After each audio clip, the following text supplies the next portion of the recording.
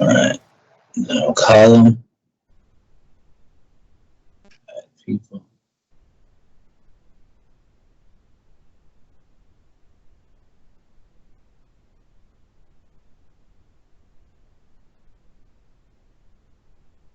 I'm not seeing him even pop up.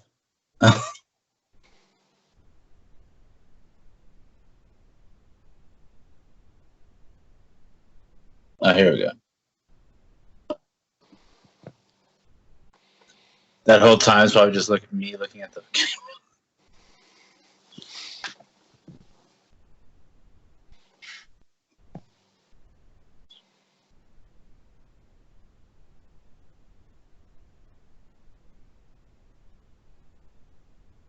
The anticipation.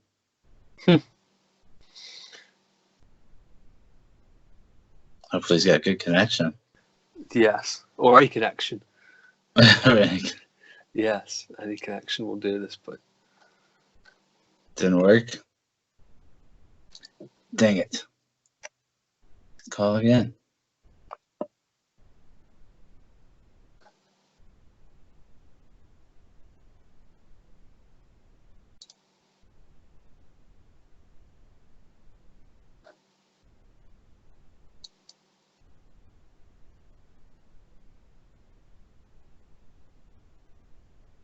All right, let me. Oh, now it says he's unavailable. Oh, what the heck? that's weird.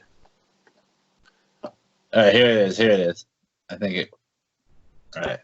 It said he's up. Hey guys. Hey, Hello. what's up? How's it going? Good. How are you guys doing? Doing well. This is exciting. Nice.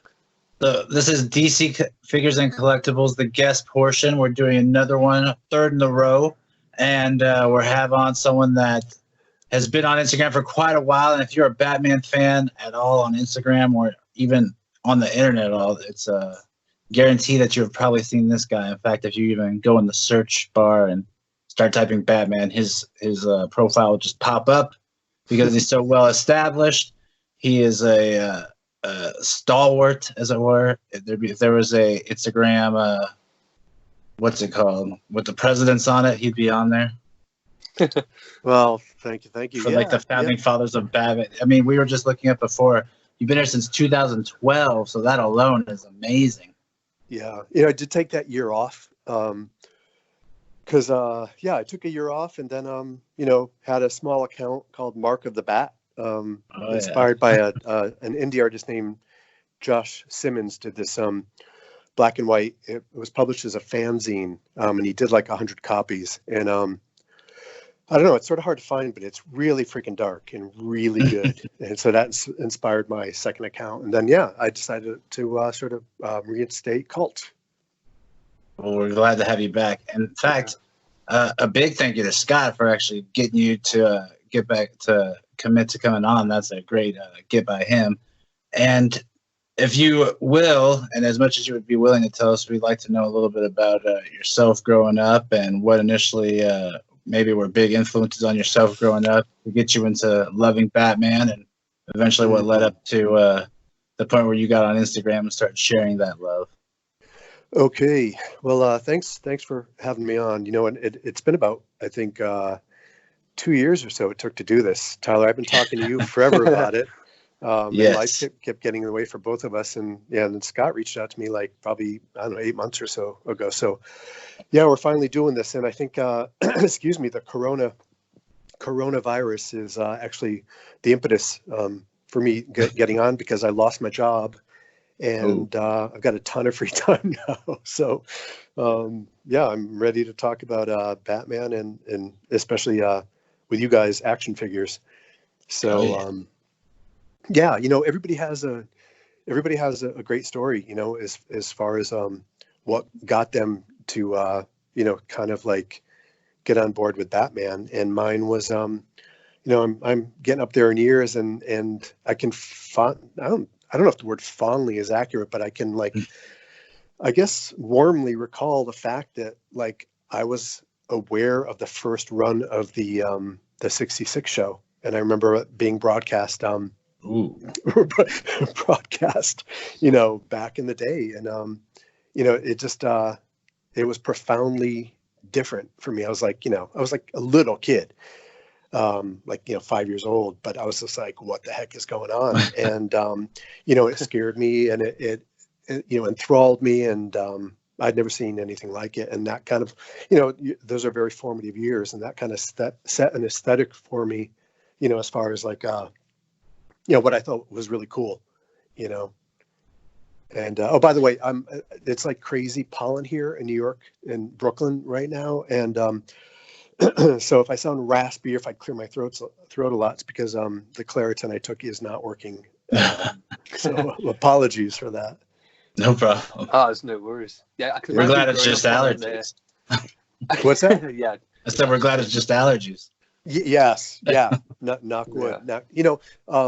This can be edited out, but 2 people on my block have died. A woman died yesterday. I mean, on my block. And last week, a gentleman I know. So 2 people I know who are both older passed, within a week's time because of this. Is it crazy in New York? It is crazy in New York. I mean, You know that you live there, and you're a big Gothamite, actually, because you actually live where it's inspired. So give us a little info on what it's like there. Yeah, well, being in Gotham for this is just, I mean, there's a lot of people. The streets are really quiet. People are taking the word to stay in, and I was kind of getting stir crazy, and I went out about 4 days ago just to my local market, which is at the end of my block, and went in there, and a lot of people I know weren't there, and I'm very friendly with both the owners, who are guys in their like 60s, and they were both gone. So I said to one of their sons, I'm like, "What's up?" And he's like, "My uncle is homesick, and my dad is in the hospital, and he's in really bad shape." So when I left there, I came home and washed my hands 80 times, and I'd worn a mask there. So it's really really dark here. Like, a lot of people are sick. It's horrendous. I mean, obviously, being in the UK, I always hear about stuff, obviously from the US on the news and stuff, and it doesn't really kind of sink in the impacts that it has on people. But when you hear stuff like that, it really kind of hits home, of what it's like out there. I mean, I'm quite lucky over here, really, because I live in quite a rural area. But I mean, in a city, in that it's very, very difficult to isolate. I mean, even just shopping for essentials and stuff like that, it's nigh impossible. Right. What town are you in, Scott? I live in Stoke-on-Trent, which Okay. it's a fairly big city, but the area I live in is quite sort of rural, really. Okay. Well, that's good. And Tyler, you're in Los Angeles or outside? I am a little north of Los Angeles. I'm about 45 minutes north of it, in a place called Palmdale, Lancaster. So it's getting a little crazy out here. Our cases at we had a person that was on national news, like a 17-year-old that died because he was refused to go to urgent care because shit. Yeah, that I saw that in the news. Yeah, that freaking broke my heart. I mean, there's obviously every case is heartbreaking, but when you hear about a teenager who was refused because he didn't have insurance, like, where were his parents during this? Yeah,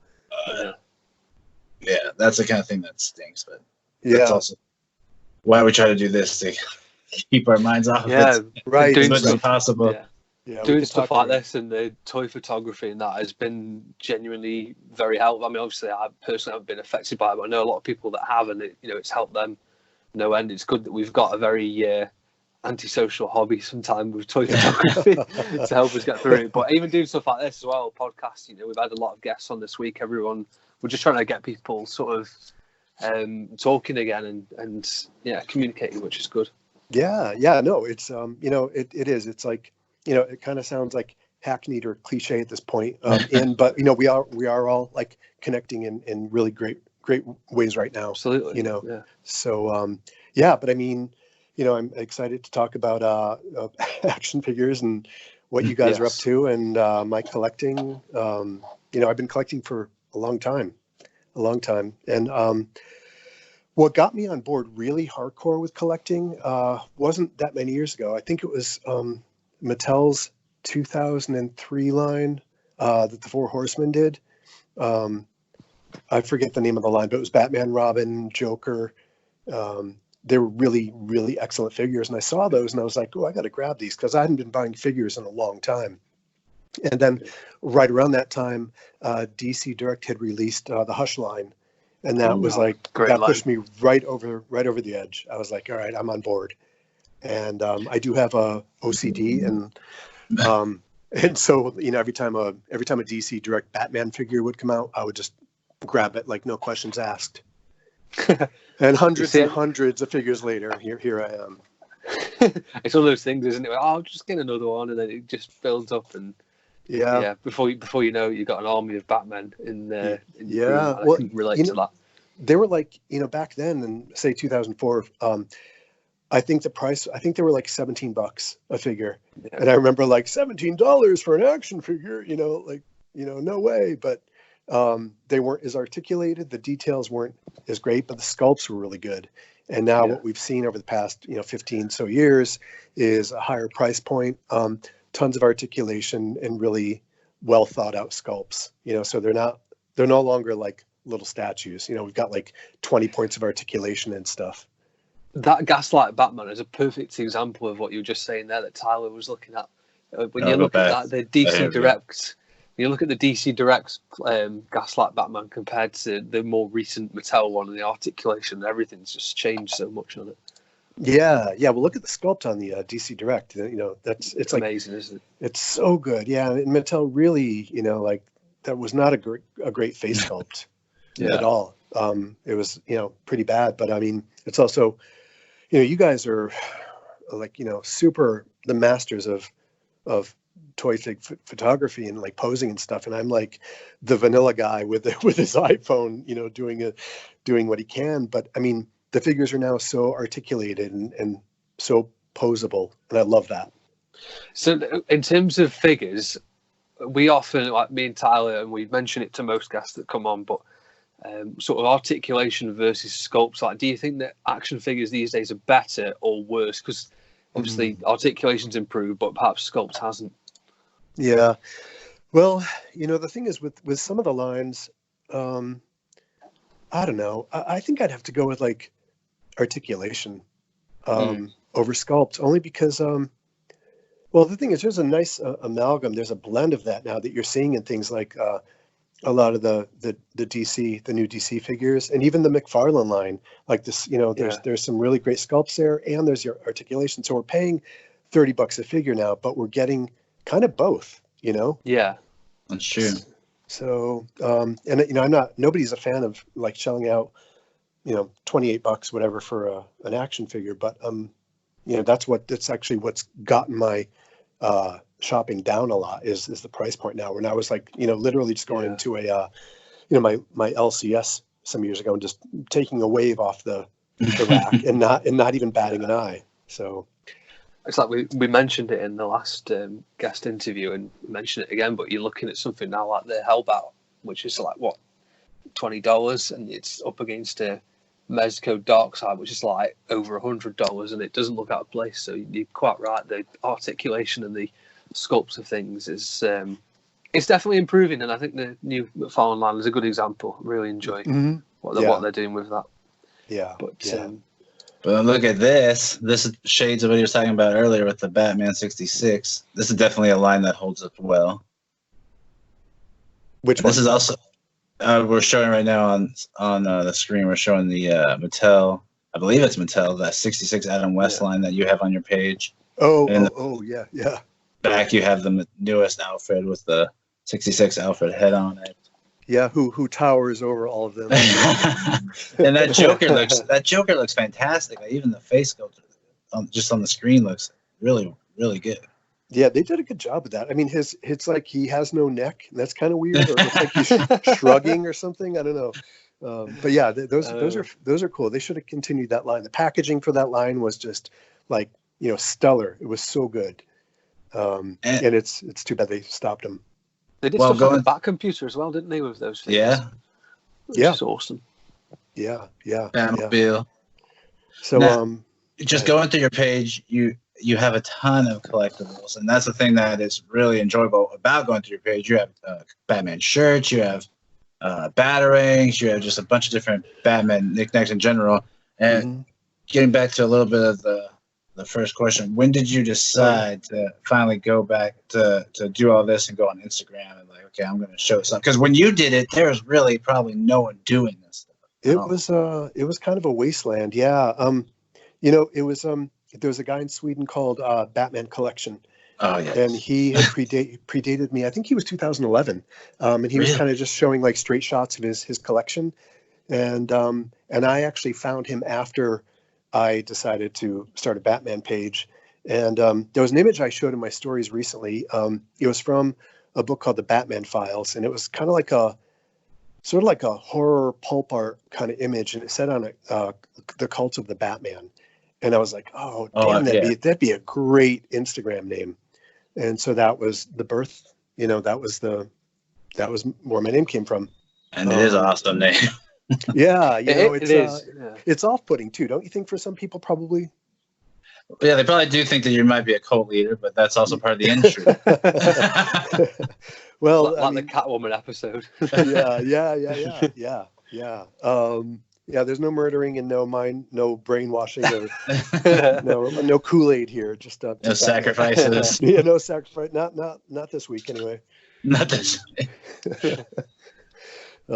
So you know, I started. I was following a bunch of friends and family, and they started following me back. And then I started noticing that they were like dropping off. Like, you know, a relative would unfollow me, a coworker would unfollow me, and a friend. I was like, you know, I'll try not to curse. I curse a lot in real life, so I was trying not to here. But yeah, I was like, okay, we know. I started blocking every friend or family member that unfollowed my Batman account.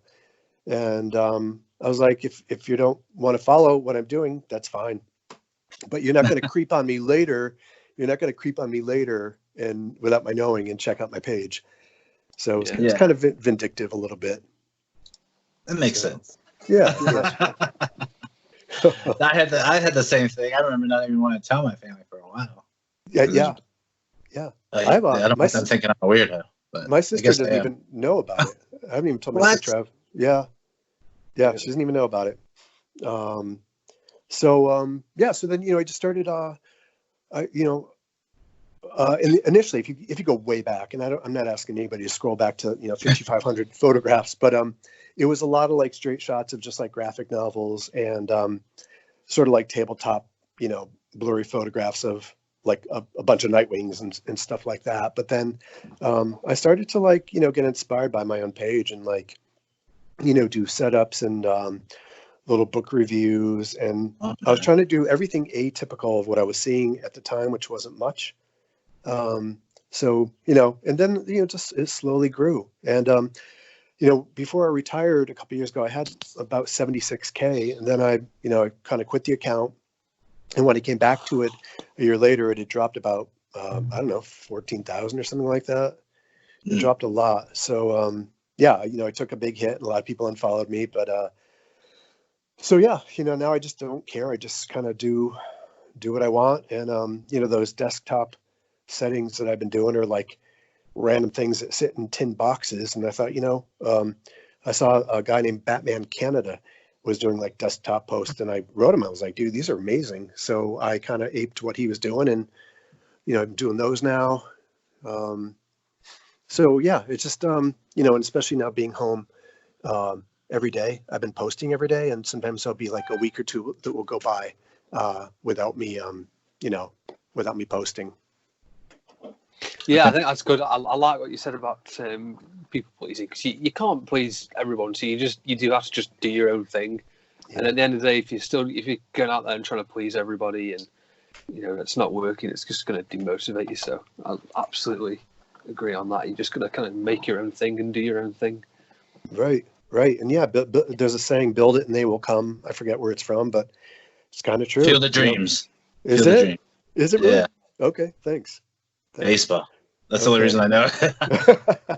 That makes sense. So yeah, man, what about you guys? You know, like, I don't want to just blab, you know, I don't want to be the guy that like blabs. Oh, but this is the highlight you. Plus, I mean, this is a rarity that anyone gets you on a podcast as far as we know. So yeah, this is nice to hear the story and the background behind the cult of the Batman page, because I know, at least for me, seeing your page when I first went on Instagram on my personal one.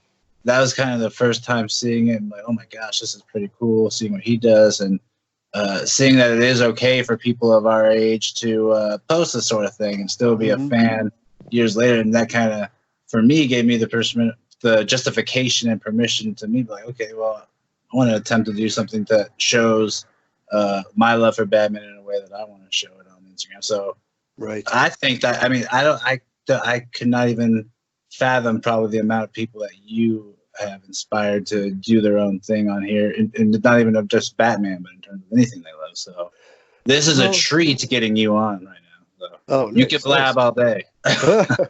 Well, yeah, I don't do too many of these. I just I had to get kind of caffeinated to do this because I'm pretty I'm pretty chill, and I don't like to if I'm in a room full of people, I like to sort of sit and listen to what everybody else is saying. So yeah, it's like 2 coffees in and I'm kind of ready to go. But you know, it's funny, Tyler, what you were touching on about the you know, people kind of being ashamed to show off their collections. And there are moments, you know, where I didn't really have anybody in my life. I have a coworker named Toby who is right up there with me as far as his nerdum, and his thing is Star Wars. He's like one of the biggest Star Wars fans ever. And you know, a grown man, you know, still buys action figures, and we would just sort of hang out at work or have a drink after work and kind of talk about it and talk about our collections, you know. And he whatever, he made me realize that you know, there's other people out there like that. And I've met some really, really awesome people. I mean, I've met people that, like, they'll come to New York and they'll say, you know, hey, you know, Colt, meet up with us, and, or, you know, let's get a drink and talk Batman. And it's always like a great awesome. pleasure to sit down and over, you know, a beer or whatever, with somebody and just talk about Batman. You know, it's just like, and I'm not ashamed. You know, I'm not ashamed. I mean, there are times when someone will come into the apartment and I see like the one eyebrow go up. You know, it's like I'm going to die under a box of, you know, an avalanche of figures or something. But you know, I don't care. I mean, I'm having fun, not hurting anybody, and you know, it's a character that was invented like all the others to be celebrated and to be appreciated, and it's our American mythology, and why not? You know. True. Yeah, absolutely. I mean, it amazes me even to this day how many Batman accounts and Batman fans and even toy photography accounts there are out there. There's so many. I mean, it's increasing a lot and more every day. But even when I started, which was about 18 months ago, something like that, it's crazy. In fact, it's longer than that. It's about a year and 6 months, a year and 2 years, 2.5 years. Yeah. I've been following you for a while. Longer than I thought. But yeah, so it's crazy how much it's grown just even in that period of time. And yeah, I meet a lot of people on this podcast. Me and Tyler meet a lot of people because we have our own people we speak to as well. And then you kind of say, oh, let's get this guy on the podcast and I'll meet him. And then likewise with Tyler. It's crazy how many people there are out there. Yeah. You can still meet. So. Yeah. And, you know, then, you know, occasionally I'll check my, like, you know, I guess the stats or whatever, and to see where people are. And, you know, it's just amazing having people from, as you both do, you know, all over the world, like, you know, following you and interacting, and like, it's really awesome. It's just so awesome. So. And they all follow the Colts.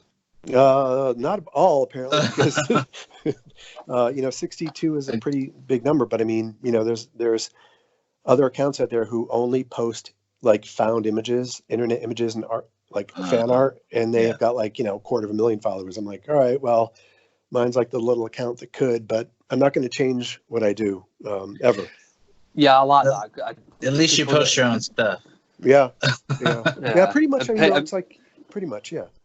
And pages that rag off the back of other people as well when they repost stuff and gain followers from it, and either don't credit or give little credit for it.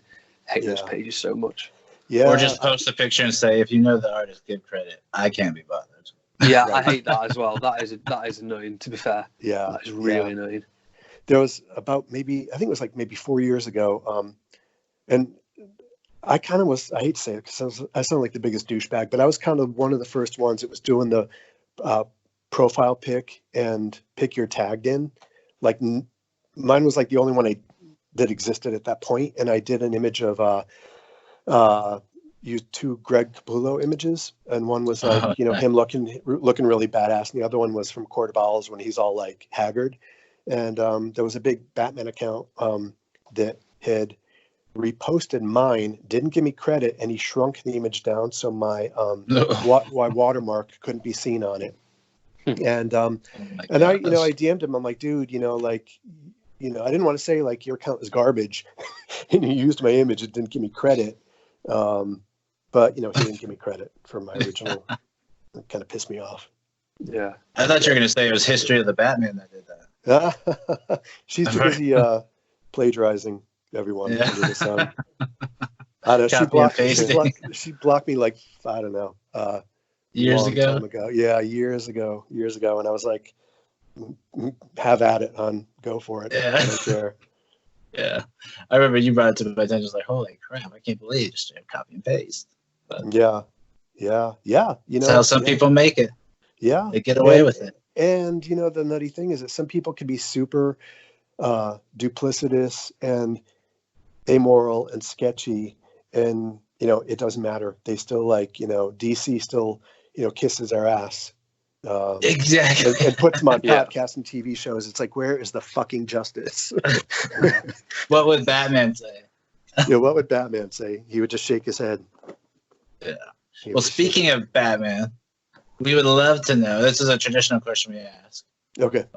And I would love to know if you could name your top 3 Batman the Animated Series episodes. Oh, yeah. Okay. Heart of Ice. Boom. Knew that was one. Yeah, Heart of Ice, Over the Edge. And then probably the 2-part of Robin's Reckoning. Robin's Reckoning.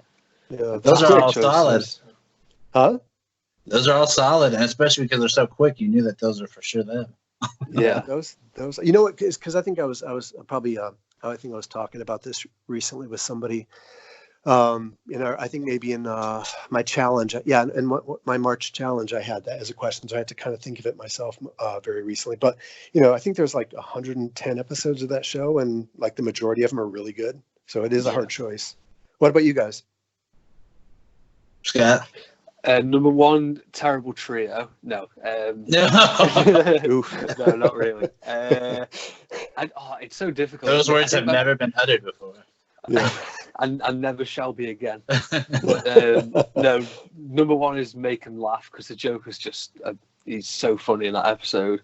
Yeah. I think What Is Reality, number 2, and then I think Over the Edge. I think it's a great shout, and it's amazing, absolutely amazing episode. Scarecrow is just so freaking cool in the New Adventures. Yeah. Good choice. Really good choice.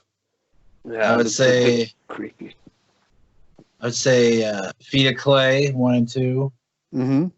Or Chance to Dream. Tiger with maybe Baby Doll after that.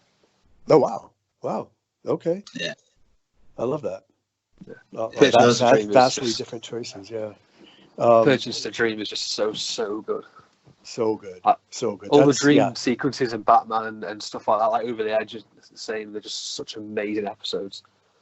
It's funny. I've talked about this before on my page, but I don't know how many people actually read. I think a lot of people just hit the like button and keep scrolling. But I wonder that too. I'm guilty of it. I'm guilty of it as well. But so here's the thing. Back in the day, I was working for a network called the Comedy Channel, and it ended up becoming Comedy Central. But back then, long time ago, it was called the Comedy Channel, and there was a head writer on that show. On the network. His name was Eddie Gorodetsky, and Eddie was this bigwig. He intimidated the hell out of me, but he liked me, so it was kind of cool. I was the prop guy on the show on the network. And so one day he comes over to my area in the bullpen, and he drops this thing in front of me, and it is a stack of like a Bible. It was the Bible for the Batman the Animated Series, and it had a VHS tape. And he said to me, "You have 1 hour with this." And I'm like, what is this? He's like, "Just check it out." He goes, 1 hour, and I want it back. And he goes, "And don't even think about copying it." So I had a monitor at my table. So I popped the tape in, and there was a black and white. I think they called it click reel, where there was no music, and it was a black and white, almost like hand done animation with a time code on the bottom, and it was the raw initial intro, the animated intro done by hand. Oh my God. And in my hand was the Bible, what talked about, it was the early sketches, and I was like, and this was 1991. I think the beginning of 91, he showed it to me. And he was like, this is going to come out next year. I wrote an episode of this. That's why I'm showing it to you. I'm like, you wrote an episode of the show? He's like, yeah, I wrote Christmas with the Joker. And I was like, wow. No way. Yeah. And I was like, oh, wow. Okay, cool. So, he came back like literally an hour later, grabbed the tape, grabbed the Bible. And he's like, I just wanted to see this. So just, keep an eye out for it. And lo and behold, That's awesome. Keep an eye out for it. Yeah, You might hear about it. Yeah. So that was how I found out that the show was even happening, and I was just like, holy crap, this looks like a really cool Batman. And they were calling it Dark Deco, and I thought that was super cool. And and we ended up getting this legendary animated series. That's amazing. So not only to write an episode, but write one that is as good as Christmas with the Joker. I mean, that is one of my favorites. Like, genuinely, it's a fantastic episode. Yeah, well, I'm going to tell you something funny, Scott. So when the episode aired, he said to me, "So what'd you think of my episode?" And back then, I didn't like it. It's crazy because really, no, I didn't like it, and I was like, "Oh yeah, man, it was cool, really good episode." And I was comparing it to other episodes like On Leather Wings and all these others. So I feel like at the time I didn't give him the respect or the props or the gratitude that I should have given him. But now when I watch it, I'm like, God, it's a freaking legendary, iconic episode. So, but he asked me what I thought of it. And I was like, yeah, it was good. Good for you. That's so cool. What a way to find out about it. Yeah. Yeah. I love that. Keep an eye out for this. You might hear about it. That's right. Yeah. Yeah. And actually he wasn't like, there was nothing like eye wink or tongue in cheek. I mean, he was just like, I think he legitimately was like, okay, I did this. Let's see what happens with it.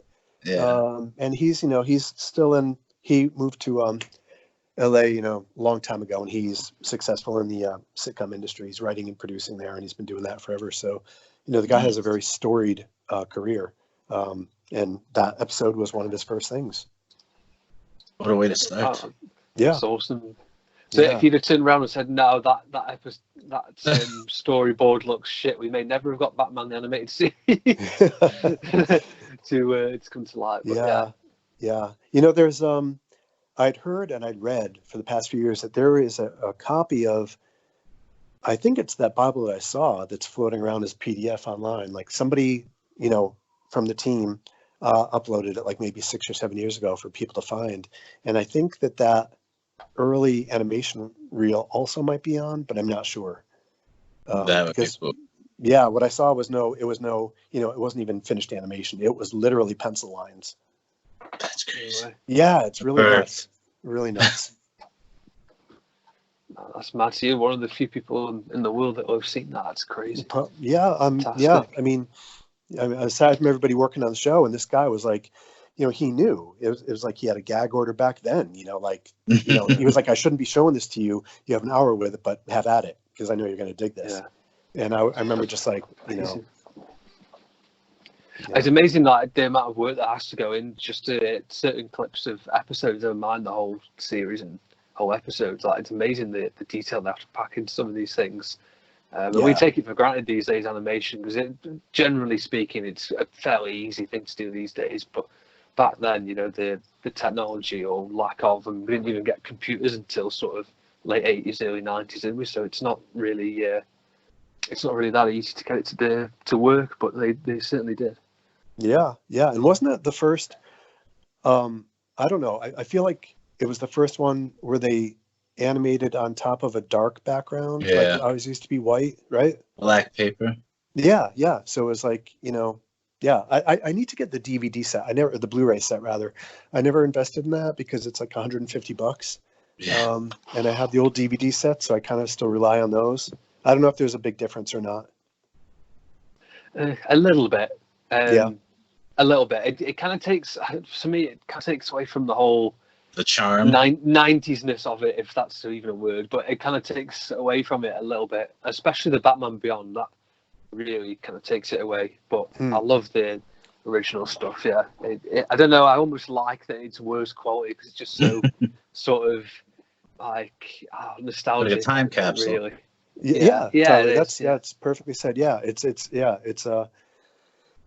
is what it is. It's 90, early 90s animation, and it's it's just, I don't know, man. It's my favorite iteration aside from the comics, and even the comics. Like sometimes I'm like, why am I reading this storyline and taking a year to finish a crap story? Like the animated series is like literally the best thing that's ever happened to Batman. Yeah.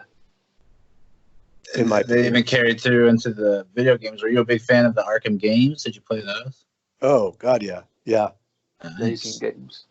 Yeah. So good. How do you rank those ones then, from best to worst? Okay, I would say City is probably a favorite. Yeah. I know everybody hated it, or a lot of people hated on it, but I thought Origin was really good, glitches aside. Yeah, Origins is amazing. Yeah. It's a good point on the glitches as well. There were a lot of glitches. See, I didn't, what system do you play on?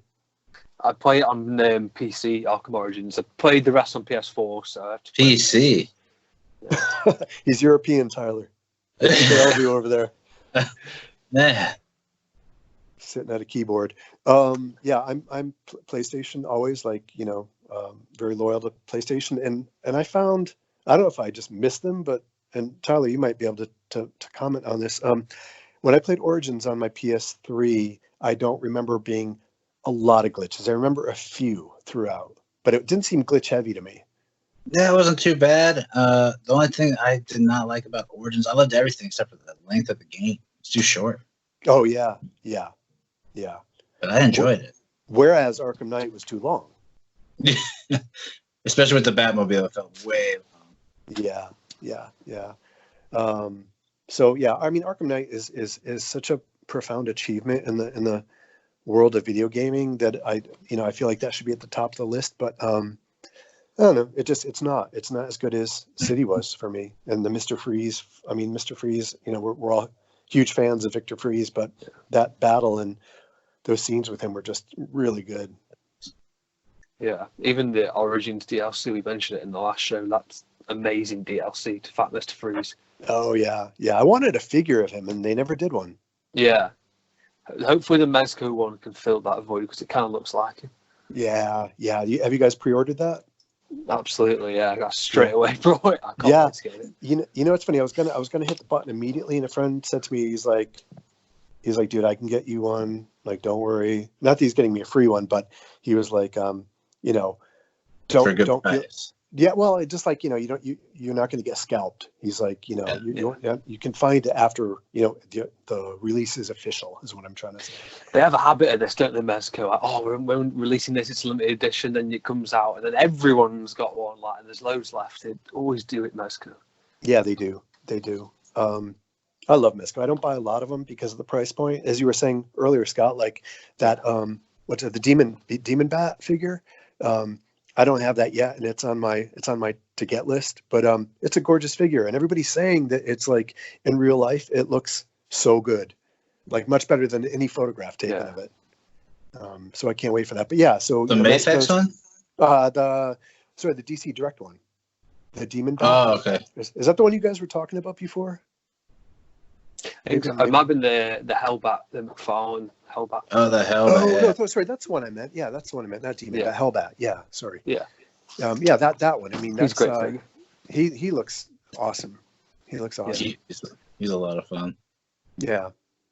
So do you guys get? Go ahead. I was gonna say that was a Greg Capullo, Scott Snyder storyline. That was fun. It wasn't a waste of time to read. No. Although, I'm kind of glad that they're wrapping things up. I don't know. I just, I'm kind of a Batman purist, and that whole metal storyline. Yeah. I mean, most people love it, and so I'm not going to say anything disparaging about anybody who liked it, because it's what we glean from the stories we're reading ourselves. that kind of thing. Like, I'd rather see Batman brawling in the streets and doing detective work, rather than like hanging out with the Justice League and some monster that's a amalgam of like, all of them. And it's too far out for me. It's just not my thing. So I didn't read that storyline. I kind of stopped reading it. I like how you put that, Batman purist. That's a great way to put it. Well, it's, goes back to like, his golden age first appearances where he's like, he's getting into fisticuffs with like some dude in a fedora in an alley. Like that's kind of what I like.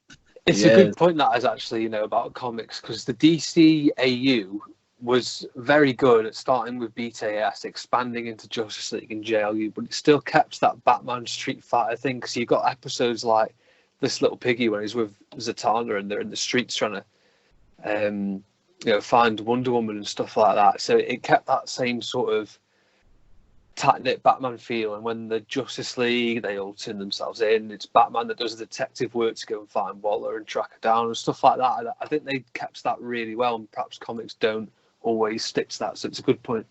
Yeah. This is way, like, complete tangent, like a real like hard right turn, but I just listen, this is crazy.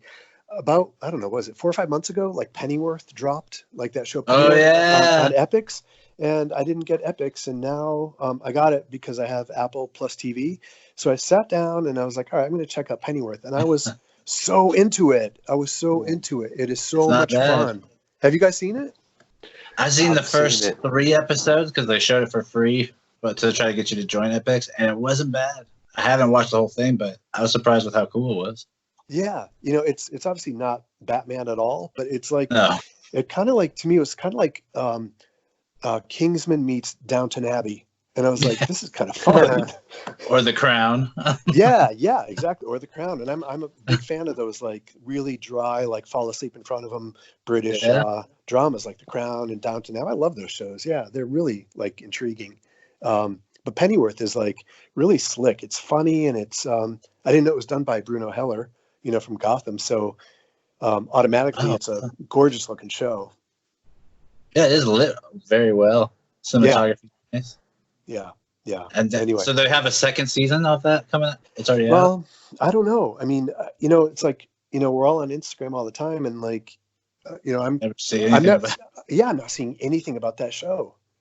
So I think I'm going to, a few months back, I did post a before the show dropped, or right as it dropped, I posted an image, and some people were commenting, and a couple of people were saying like kind of stupid things like, what a waste of time. We don't want this. And then like, I couldn't really argue with them because I didn't know what it was about. But then I watched it and like, all right, well, this show is clearly not for Batman fans, but I'm a huge Alfred Pennyworth fan. And so, the show is for me.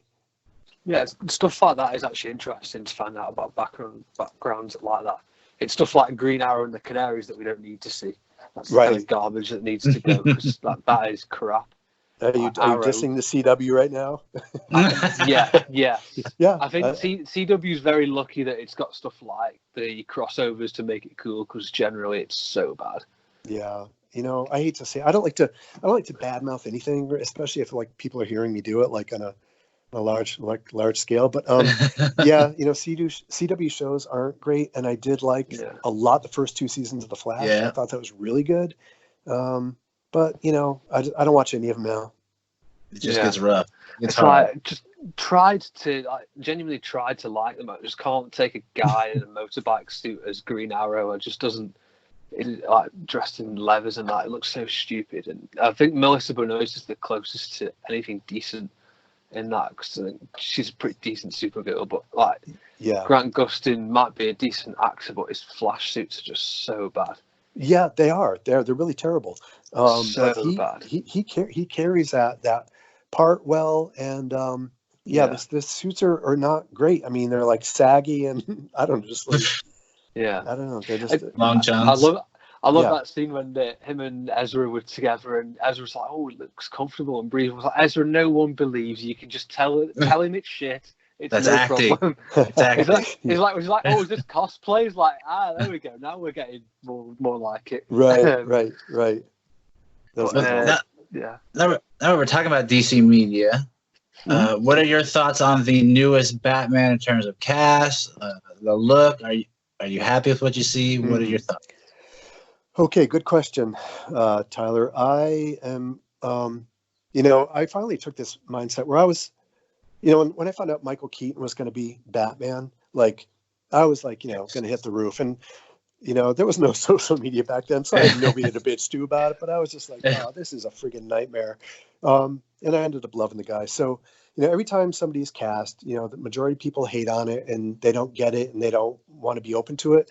So flash forward now to Robert Pattinson being cast as Batman. My first thought was like, what? But then I started going back and watching the movies that he's done, and he is more than capable of playing Bruce Wayne. And I'm assuming he'll be a great Batman. Everybody is talking about sparkly Batman, and that's just like, it's eye-rollingly ignorant to think that that's it's low-hanging fruit. It's really low-hanging fruit. It's like, come on, try harder. People just, they're still saying it like they're the first ones that thought of it. I don't know. The suit is okay. The suit is okay. It's kind of cool. The cowl, people are bitching about the cowl. It looks like I bet you love it. Well, I like the Gotham by Gaslight aspect to like hand sewn leather. Yeah, I think that's super cool. And I don't know. I think we have to see him on screen, and I think we have to see the movie, and then I think when we leave the theater, then we get to open our mouths and say what we think of it. What we think of it. Do we like it? Did we like it? Did we not? But basically, he's been getting a lot of negative feedback. So I'm on board, and I'm going to wait till I see what happens. But right now, I don't love the suit.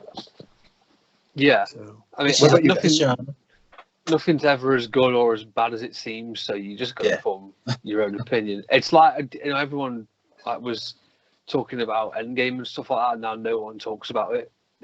Nothing's ever as good or as bad as it seems. I haven't heard anyone talk about Endgame for ages. But yeah, so on the new Batman movie, and that it does look cool. So what do you reckon of the story elements? What do you think we're going to see? Characters, and you're looking forward to seeing so many different villains.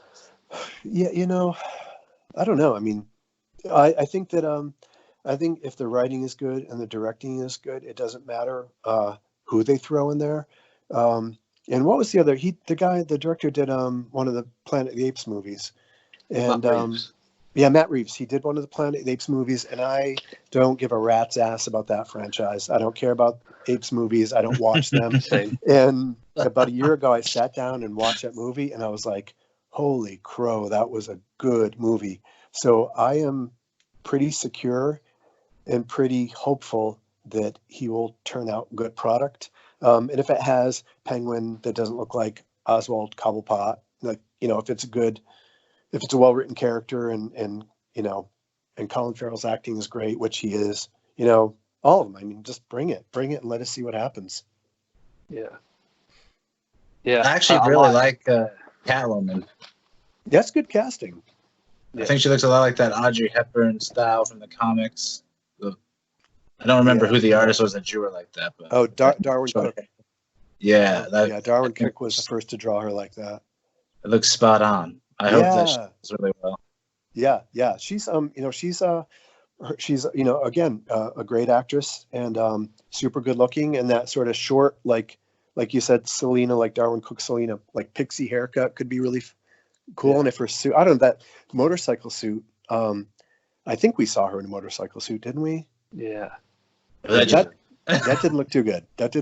But, no, it looked baggy. Yeah. Hopefully it was a stunt woman or the loose fitting like stunt suit so that she can move without splitting it. Who knows? I don't know. But I think we're all going to leave the theater pleasantly surprised. But I got to say, guys, that I loved Batman v Superman. Same. And the amount of hate that movie got and gets. Gosh.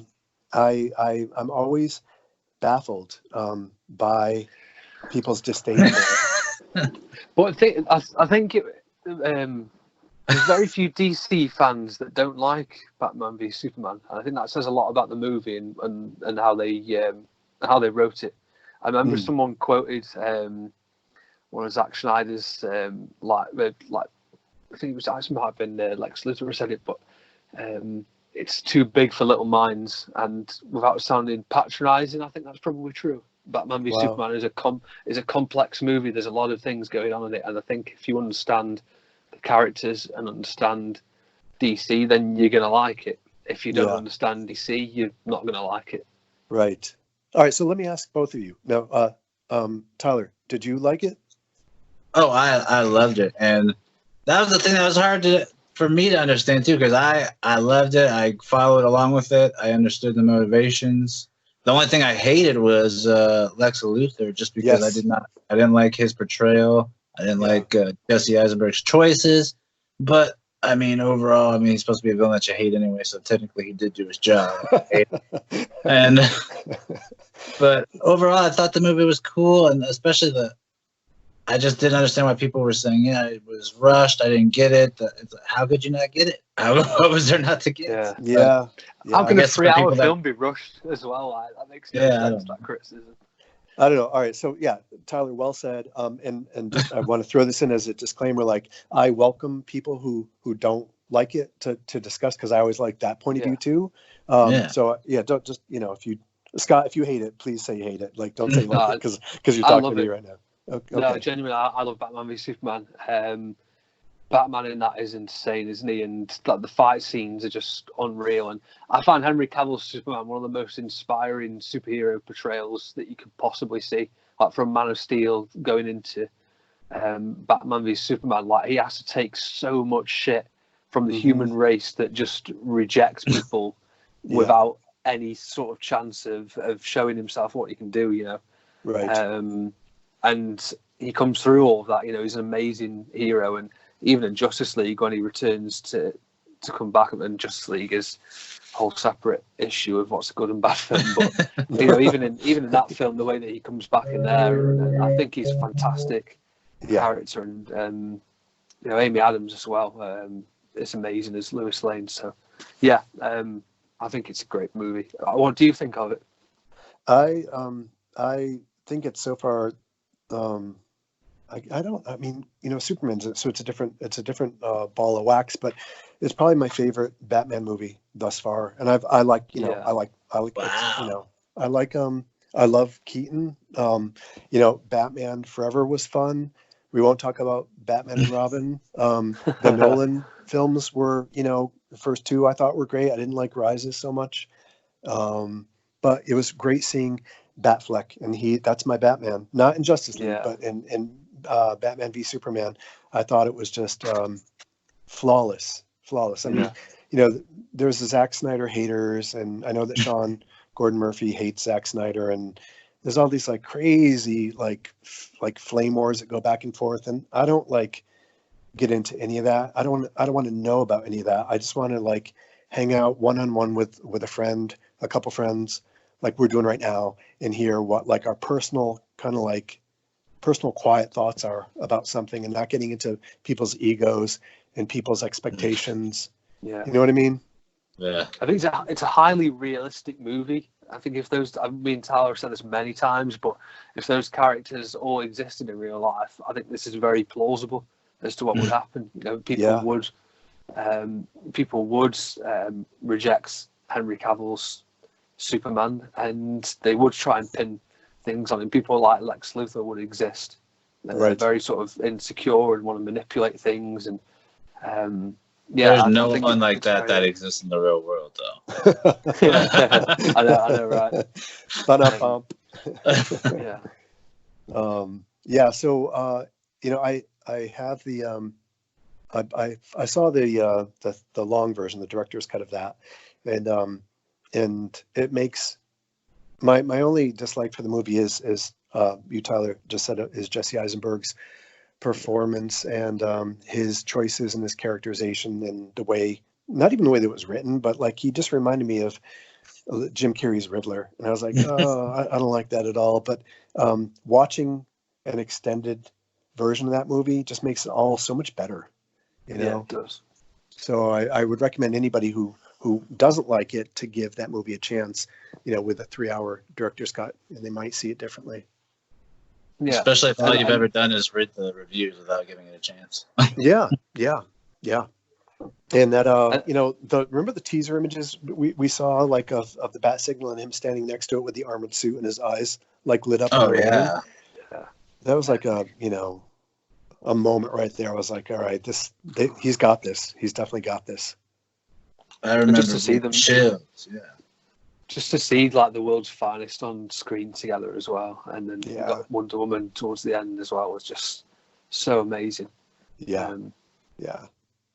Yeah, fantastic movie. The only two things, probably Lex Luthor and maybe Batman going out and just being so blasé about killing people. But then he does that for a reason. You know, he does that for a reason because he's fallen into a bad place. But but then by the same token, these same people love Keaton's Batman, and that's their ultimate portrayal of Batman. But he killed people, no problem. He openly wanted to kill the Joker. So the hypocrisy is something that they've got to look at as well. So. Well, people, there's a lot of hypocrisy going on. We don't look at our own hypocrisy, Scott. No, we live in a justice-free zone here. This is not. Yeah, well, you know, I gotta say, I'm like an anti-gun guy, and I'm anti-gun.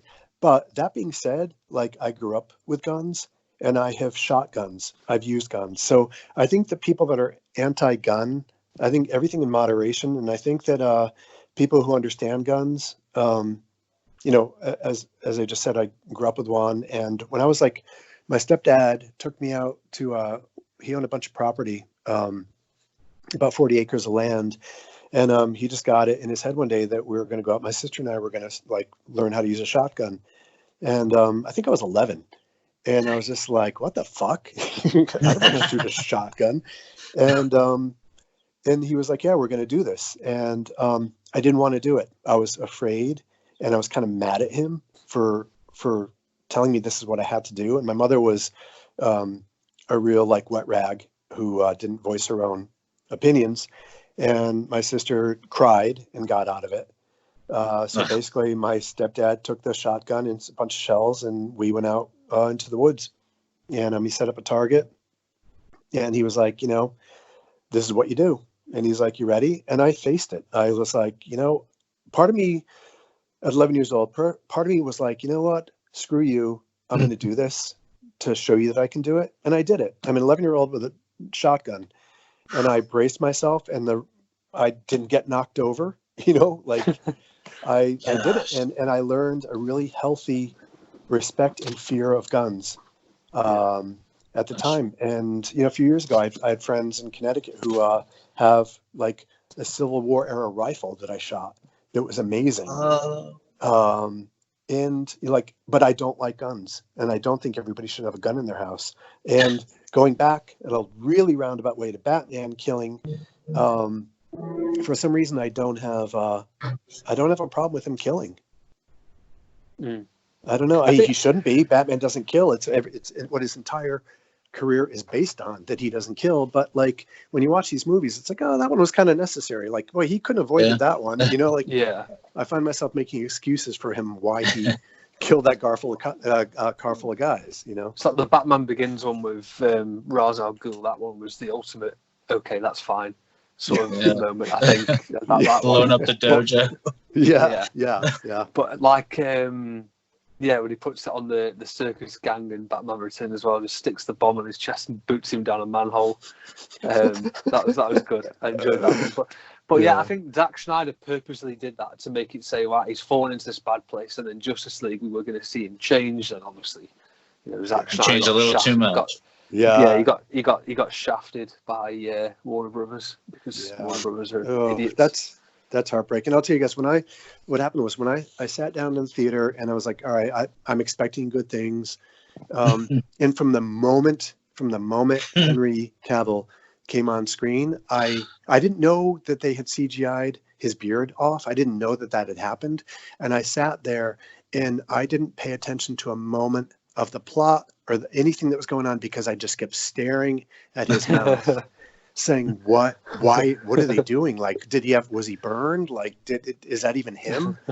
Yeah, so I mean, what a disaster that was. Even if without the CGI, that intro is just stupid. Like, yeah. Such a stupid intro to come up with. And then get that stupid song as well with a guy kicking some fruit over, which makes little sense. I don't understand that bit either. He tried, Scott. Strange. He tried. I don't understand some of the stuff that Josh Whedon added in. People say, "Oh, don't blame Josh Whedon for what happened." Like, I actually do. He put some stupid stuff in there. He is put to some be blamed. really stupid stuff. Yeah, I mean, there's a moment when when they're all hanging out, and it's like Ben Affleck doesn't exactly do it, but it's almost like he has his hands on his hips and he's smirking and shaking his head, almost like it's a sitcom moment. And what the hell is he? Why is he smirking? Like, is that the ending bit when he's like, "Oh, now she's glad."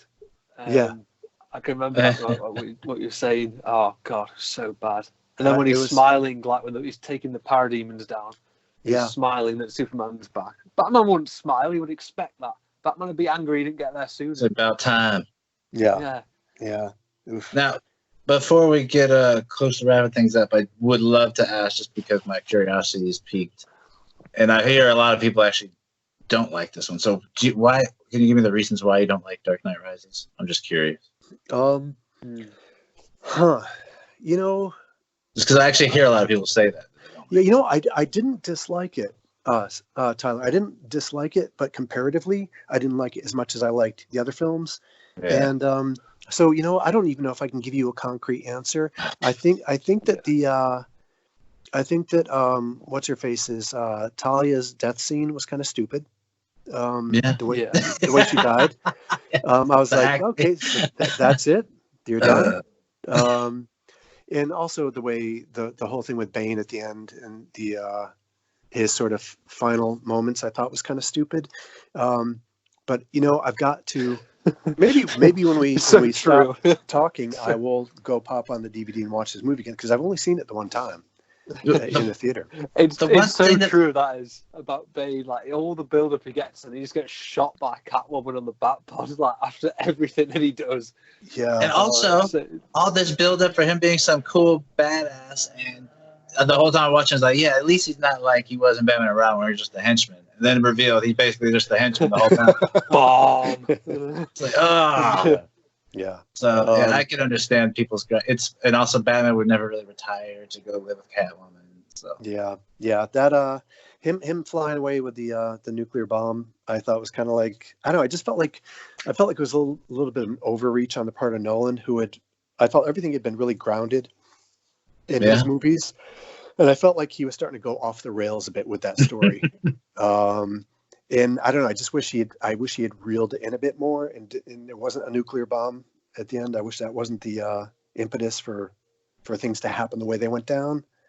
So that's kind of and again, I don't dislike the movie, but it's just it's not as strong. It was not as strong an entry as Begins or Dark Knight were, and who can top Heath Ledger? Exactly. Yeah, that's why he was reaching so much. The only thing I don't like is how Bruce, throughout the entire, apart from Batman Begins, but for the rest of the two movies, Bruce is trying to give Batman up all the time, and that's not what Bruce Wayne would do, because that's not Bruce Wayne trait. Batman he is Batman, and he is occasionally Bruce Wayne. In this, he was Bruce Wayne, and he occasionally is Batman. If that makes sense, Batman is the controlling persona over Bruce Wayne, and it wasn't like that. He was always trying to give it up and like chase Rachel and stuff like that. And he got angry with Alfred about Rachel. But it just seemed really weird that's what he was trying to do, because Batman is his obsession, and Gotham City is his obsession. He wouldn't give up like that, and he certainly wouldn't try and take the blame for something Harvey Dent did. Right. Well, that's the beauty of Nolan as a director. I mean, humanity is always first in his films. So, we got 3 films out of him, and they are all they tell their own story, and his Nolan fans are legion, and I'm one of them. So it's great that we have those films to look at and watch again. They're like still lovable.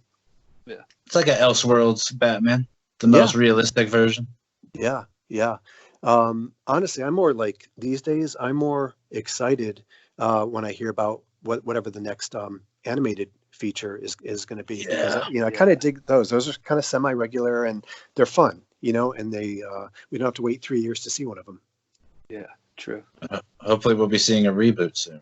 Batman the Animated Series. Well, at least hopefully some people. I know. Yeah, I'm still on the fence whether or not it's going to be good or not. Or what's motivating it?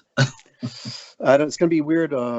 Yeah, I mean, I don't know if they can. I feel like they should just do a movie and see how the waters, test the waters with a with a feature, and see how that goes. Or we're supposed to be getting Long Halloween soon as an animated feature, and I was thinking it'd be great if they did that in the style of the animated series. I hope they do that Long Halloween movie in the Dark Knight Returns style. Where it's like a 2-part and it's 100% accurate, and not like that stupid Hush movie that a lot of people have mentioned about. I haven't even bothered watching it because of stuff that people have told me about the story, so I'm not even bothered watching it. But like the Dark Knight Returns movies, that 2-part was just so damn good, like so perfect. That's Scott. That's exactly what my thought was too. Like with that, when I heard that Hush was going to be animated feature, I remember saying like, God, that'll be great. It's such an epic story and such a like intricate story that they need to tell it in 2 parts, and then they fucked the whole thing up by not doing that. So Long Halloween has to be 2 parts. Yeah, it's like just do it right, like Conroy, Hamill, 2 parts, accurate. Just do it properly. Yeah, because they're both still active and they both still would want to do it. Who wouldn't want to do a Long Halloween Batman story? But just do it properly. Don't fuck it up with your own universe things and try to make it a continuity thing. Like, just do it properly. Yeah, it's already over.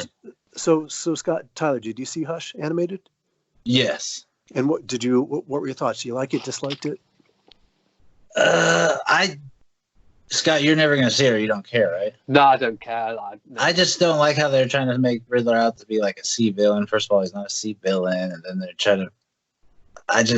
It was a mess. You could tell that I like in one sense that they're trying to do something different, so that if you already read the comic, it doesn't feel like you're basically paying to see an animated comic again with the same storyline. But there's a reason those comics are what they are, and like standards and all-time classics, because of the story and the way it's written. So you have to. I mean, you might have some leeway here and there, but don't just change it fundamentally, because.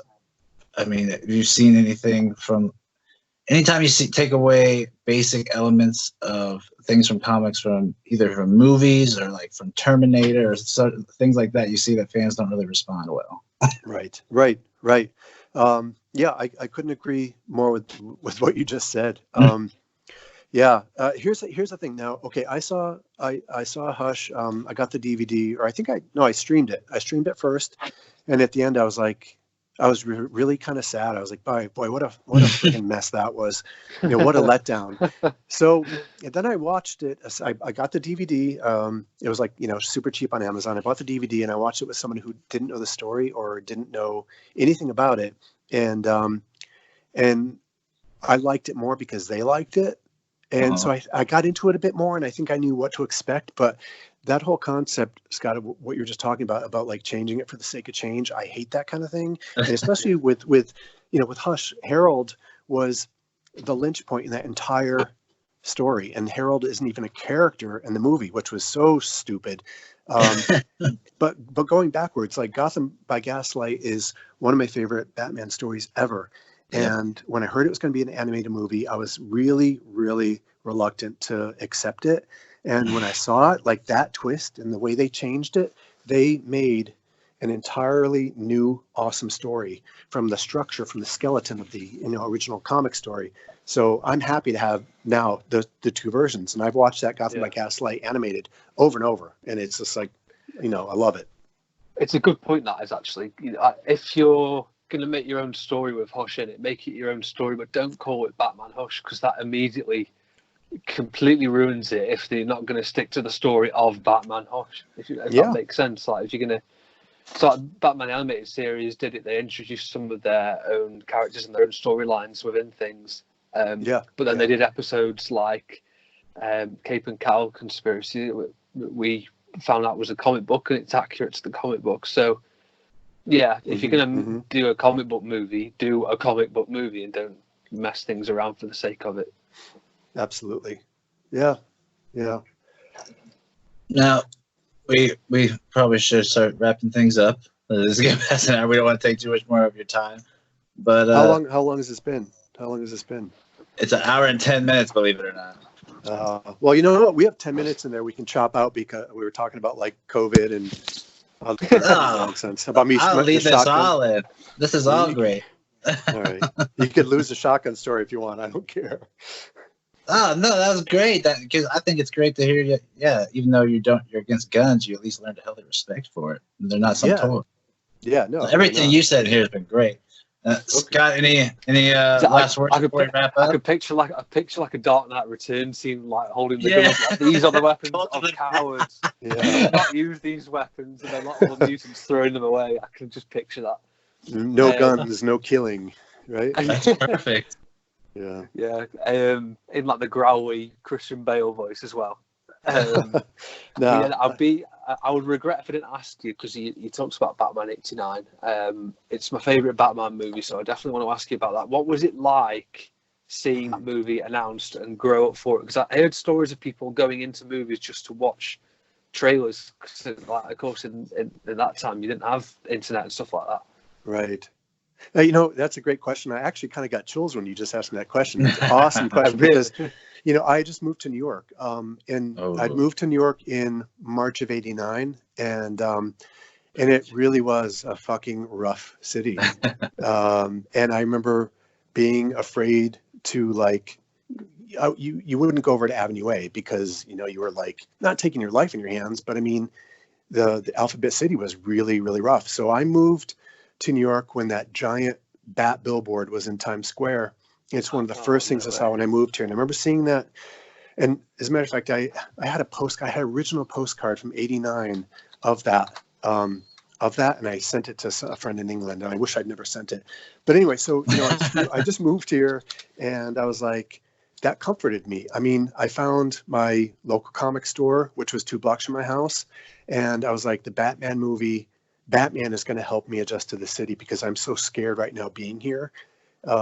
That, you know, it was like, all right, so I moved here in middle of March or something like that. And the movie was in June. So it was only a couple months. And I'd seen a couple movies and seen, you know, previews for it. And, you know, I still have my ticket stub, and it was an amazing experience because you didn't know, there were no spoilers. There was only, like, you know, I picked up like a couple like Starlog, you know, to read little snippets about it, but there was no information, no spoilers, no social media. You went into the movie theater cold, and you came out and you couldn't really share, you know, aside from movie reviews, nobody knew what you thought except your circle of friends. Yeah. But it was magical. I remember just almost floating out of the theater that I finally seen a Batman movie that was like unbelievably good and fun. But and then again, so different as well, like, from what you'd previously seen with like the '66 show. And yeah, well, you know, Scott, that's my next point. I mean, the only other go-to I had was either the 43, 49 serial, which is, you know, like, I actually love them now because they're like watching history. But, you know, 25, 30 years ago, I was like, those are idiotic. But now I'm now like, please, everybody watch those because they're so much fun. But yeah, my only other go-to was the '66 show. So, you know, there's a period of, you know, '66 to '89 where, you know, all I'd known was, like, during that time, you know, the comics that sort of like was the bridge between those two Batmen for me, you know, which is obviously a great thing to have, is the comic books as source material for, you know, what I'm into. But yeah, so, you know, I saw it 3 times in the theater. Oh, that's awesome. And, I don't know if you can you see on your phone on the screen the post-its on there? If you have a look on Skype. Oh, yeah. Here we go. This whole time I'm yakking you guys. There you are. That poster there. I mean, that looks insane. There's Yeah, down below. There it is. Did you guys Google that? I did, yeah. got it. Yeah. Way back on my page, I posted a picture of my postcard. But yeah, so that's what it was. It was a Coca-Cola sign and the bat, and Amazing. right in the heart of Times Classic Square. American. Yeah, and the awesome thing was, like, I was new to the city, and I was like kind of like a deer in headlights. I mean, I'd been coming here a lot as a kid, but then moving here was a whole different animal, and I felt very grounded when I found my first comic store, and it was like your typical like gruff, rude comic guy, like comic book guy behind the counter. But I, ingratiated myself to him, and he knew what a huge Batman fan I was. And every Wednesday I would go in and we would hang out for like an hour and talk comics. And that was one thing that got me feeling comfortable living in New York City, back in 1989, was like, okay, like here's like I hate that term touchstone. It's so corny, but that was one for me. was my local comic shop. And the fact that Batman, I was seeing Batman T-shirts and merchandise everywhere in the city, and it was so awesome. I was buying so much crap back then. Like that was like kind of what started my like merchandise collecting from that movie. The fever. That's amazing. Yeah. How long did you live in New York for then? I've been here, 89 to now. 30. Dang. Wow. What was it like coming up to Returns then? To Batman Returns, but that was massive after the first movie. Yeah, it was. It was. It was. But I did not see that movie on its opening day. I think I waited a week. I had other stuff going on at that point in my life, including that the work that I was doing, which was that television work, which was all-consuming. I mean, it was like 12-hour days, like 6 days a week. Yeah. So anything outside of my work was just like, I kind of wasn't easy to get to at that point. But it happened again. It happened again. There was the posters and the billboards and the merchandise, and I was like I was into that, but it didn't have the same impact that the first one did. Yeah. That's crazy. Looking at that Batman poster, like as a kid, how would you not be inspired by that? That's amazing. Looks fantastic. Yeah. A buddy of mine, he's the guy I mentioned earlier when I first got on the chat with you guys, is my coworker who is into Batman, and his dude's name is Toby. So shout out to Toby, who is like a brother. Love the guy. He has in his garage in Connecticut a huge framed poster from the theater, from the '89 cool. poster, and he had a heart attack, and he had a heart attack about a year ago, and when he's recovering, he came back to work, and I said, dude, you need to make a will, and leave me that poster, because I need to get that thing from him if he doesn't make it. I need that poster. That's funny. No, if you understood like the joking that he and I do, like it seems super dark, but it's like you had to be there kind of moment. I love dark humor. Yeah, well, that's me. We're Bat fans. We enjoy dark humor. Yeah, that's the way it goes. Yeah. But So that's amazing. I love hearing stories of people that grew up around that time of Batman '89. I mean, it's just absolutely insane. And in the UK, it was massive as well, because I remember my dad. It's his favourite film too, and he just saying like just an amazing time to be a Batman fan. So yeah, it's pretty awesome hearing that. Yeah, but guys, we still have that now. Here it is, 30 years later, and it's true. We're talking about 2021 when another one comes out. So it's like, we've been blessed. We've been blessed with years and years and years of not all what we want maybe, but but we were getting Batman content all the time. Yeah, and a great back catalog. Yeah. And a great back catalog. And, some of these things do grow on you. Like, again, me being as old as I am, I'm citing the 43, 49 black and white serials is like something that I watch now. I got, I smoked a Big J about a year ago and watched and I was like, holy shit, these are like the best things ever. And they are really good. I know. I want to watch them. Yeah. Scott, any final words as we wrap up for our huge guest that we finally landed after all these years? It's been a blast and an honour to have you on. Really, really pleased that you have, and hopefully we'll do it again soon. But yeah, thank you so much. Been a fantastic guest, and yeah, thank you so much for your time. Well, listen, again, it was a long time coming, and I hope I didn't bore you guys too much. No, yeah, it was fun. It was fun. It was a lot of fun, and we'll do it again. We'll do it again. Definitely did not bore us. No, that would be a huge honor if we were able to get you back on. This is a blast. Thank you guys all for listening. We continue to see a rise in numbers, and I do not doubt that there will be a nice spike after this, especially from a guy you don't get to hear too much from outside of his Instagram. So these stories were great. You get a nice taste of the cult, which I hope that I really do hope. I really do hope we get to talk to him again, because I feel like we could talk for hours. It's already been an hour and 20 minutes, and that flew by like nothing. So thank you again for joining us. Thanks again for Scott for reaching out and getting Colt on. And this has been DC Figures and Collectibles, and we'll have another one up very soon. Thank you.